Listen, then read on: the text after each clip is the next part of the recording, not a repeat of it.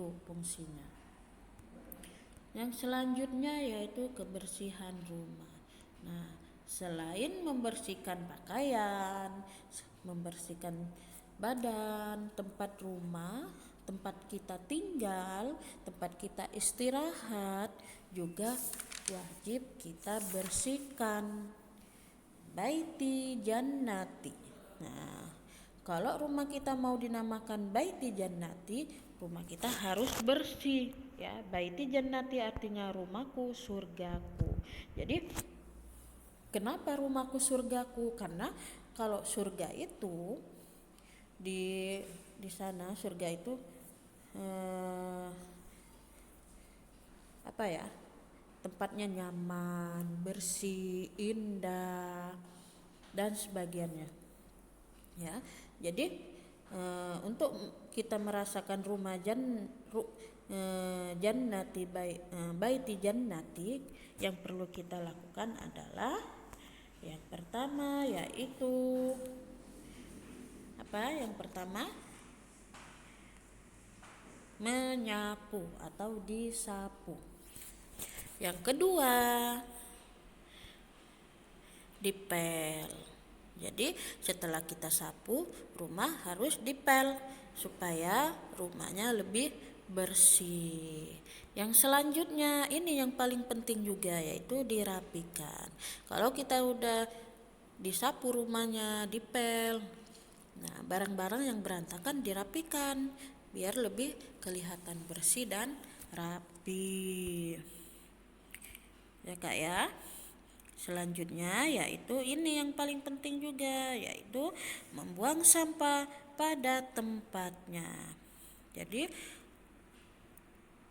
sampah yang ada di rumah kita harus dibuang pada tempatnya, yaitu di kotak sampah. Kalau kita rumah kita bersih, rapi, tapi di sekeliling rumah kita banyak sampah, percuma nak ya, percuma Kak ya.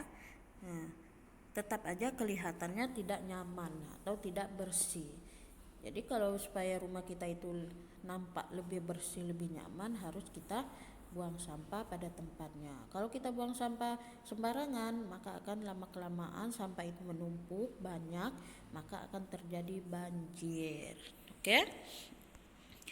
Yang selanjutnya yaitu kakak hafalkan doa ketika bercermin. Setelah kakak hafal doa bercermin, jangan lupa diamalkan supaya kakak tidak lupa. Setiap kakak mau bercermin harus membaca doa bercermin. Bila perlu, doa bercermin itu kakak tulis di kertas lalu tempel di cermin. Jadi kakak tidak lupa, setiap mau bercermin pasti melihat tulisan itu dan kakak baca ya. Oke, kita selanjutnya pelajarannya yaitu kebersihan sekolah. Nah, kebersihan sekolah ini juga perlu kita jaga, perlu kita lestarikan.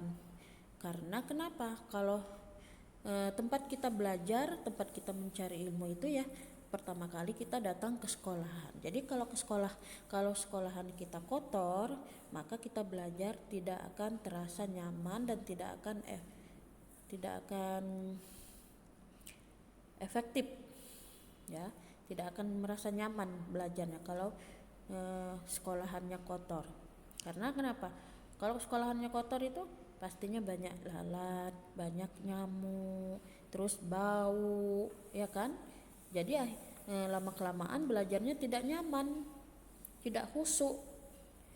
Supaya kita belajarnya mencari ilmunya nyaman, khusyuk, maka kita harus menjaga kebersihan sekolah.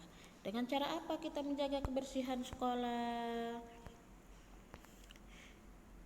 Dengan cara yang pertama yaitu sama seperti kita menjaga rumah, menjaga kebersihan rumah, yaitu membuang sampah pada tempatnya. Lalu mengadakan kerja bakti untuk membersihkan lingkungan sekolah. Supaya lingkungan sekolah kita bersih, sekolahan kita bersih, boleh kita kerjakan kerja bakti bersama-sama. sama gurunya juga bisa kerja baktinya. Yang selanjutnya yaitu mengadakan atau membentuk atau membuat regu piket kelas. Jadi supaya ruangan kelas kita juga bersih, depan kelas kita juga bersih, kita harus membuat kelompok piket kelas. Kelas kita juga harus bersih, kaca jendelanya, papan tulis, meja, kursi harus bersih semua. Yang membersihkannya adalah yang pertama kali tugas yang piket. Selain itu juga harus tugas semua yang ada di dalam kelas untuk menjaga kebersihan. Yang selanjutnya ya, yang keempat yaitu merawat tanaman dan kebun sekolah. Tanaman yang ada di sekolahan kita atau kebun yang ada di sekolahan kita perlu kita jaga supaya dia tetap hidup dan tetap terlihatan indah di sekolahan kita. Cara merawat tanaman atau kebun kita di sekolahan yaitu dengan cara disiram, diberi pupuk.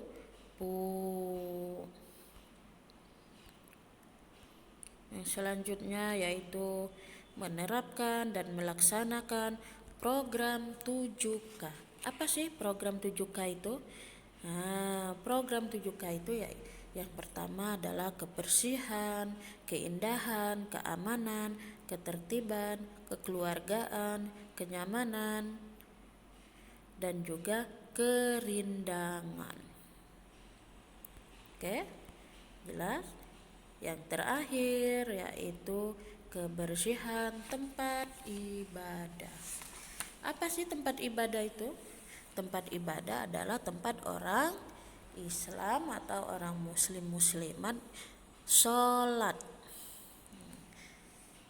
Dilakukan di tempat apa namanya tempatnya, yaitu masjid ya. Tempat ibadah orang muslim atau orang Islam adalah masjid atau musola. Nah, tempat ibadah ini juga, masjid atau musola ini perlu kita jaga kebersihannya. Kenapa? Karena kalau tempat ibadah kita bersih, maka ibadah kita insya Allah akan diterima di sisi Allah Subhanahu wa Ta'ala. Karena kalau tempat ibadah kita atau tempat sholat kita kotor, yakin sholat kita tidak akan diterima. Karena di tempat kita sholat itu kotor, banyak najisnya, seperti kotoran cicak, kotoran tikus, ayam atau kucing. Nah, semua kotoran-kotoran itu adalah najis. Nah, nggak bisa ditempatin tempat kita untuk ibadah, tempat ini sholat. Tempat kita sholat harus bersih. Dengan cara apa kita membersihkannya? Dengan cara menyapu, mengepel, membersihkan karpet. Kalau karpetnya sudah banyak debu, debunya disapu, terus karpetnya dijemur. Lalu tidak membuang sampah di lingkungan masjid ya. Selain kita membuang sampah sembarangan di lingkungan masjid akan terkena banjir, kita juga akan mendapat dosa. Yang selanjutnya tidak mencoret-coret dinding atau tembok masjid. Terus menyapu halaman masjid. Kalau halaman masjidnya udah banyak daun-daun, sampah, disapu. Terus kalau banyak rumput di halaman masjidnya, rumputnya disemprot atau dicabutin.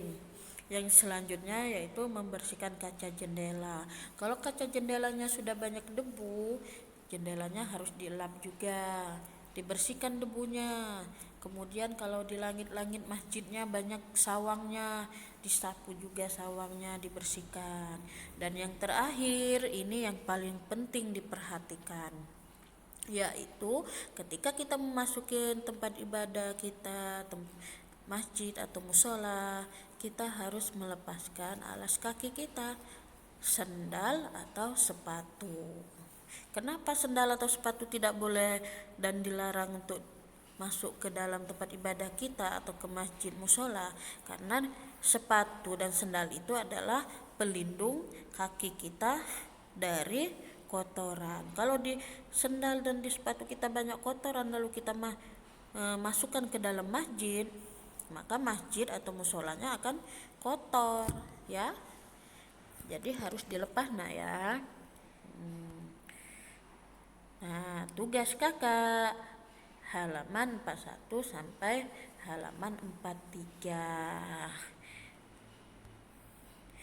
Terima kasih ya. Kurang dan lebihnya Bu Sin mohon maaf. Ibu Sin akhiri. Wassalamualaikum warahmatullahi wabarakatuh.